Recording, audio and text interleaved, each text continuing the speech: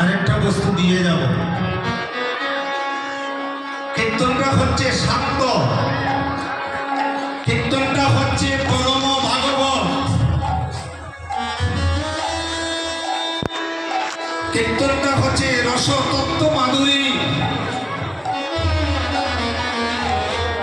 আমরা কীর্তনে আসি কি নিয়ে যাই মা? কীর্তনে এসে দিতে হয় এমন কিছু দিতে হয় না আপনার বিষয় সম্পত্তি, আর এমন কিছু নিতে হয় না লক্ষ লক্ষ পূজা।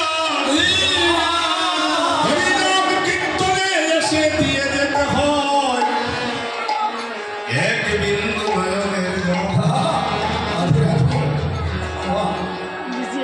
সারাদিন কীর্তন শুনলাম, কীর্তন দেখলাম, কিন্তু হৃদয়ে এক বিন্দু অশ্রু জল আসলো না।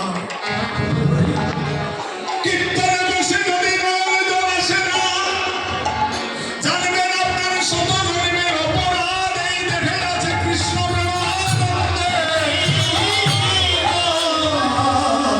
যতদিন পর্যন্ত এই দেহ থেকে পাপ রূপী পাখি ছেড়ে চলে যাচ্ছে না, ততদিন পর্যন্ত মা আমার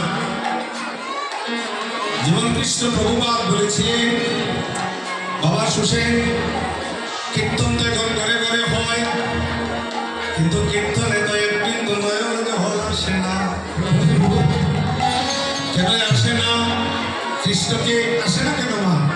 এখন যদি কোনো নিকটতম আত্মীয়র কথা শুনেন যে সে মারা গিয়েছে, লক্ষ লক্ষ নয়নের জল আসবে, কিন্তু কৃষ্ণ নামে তোমার নয়নের জল আসে না কেন? কৃষ্ণকে আমার পরিবারের মতো ভালোবাসতে পারলাম না।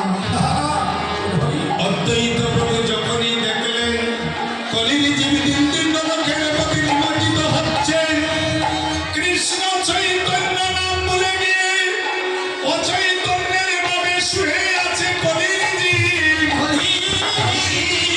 আমরা সকলে বলি কলির জীব ধন্য। আচ্ছা, ধন্যটা কিভাবে বলুন তো?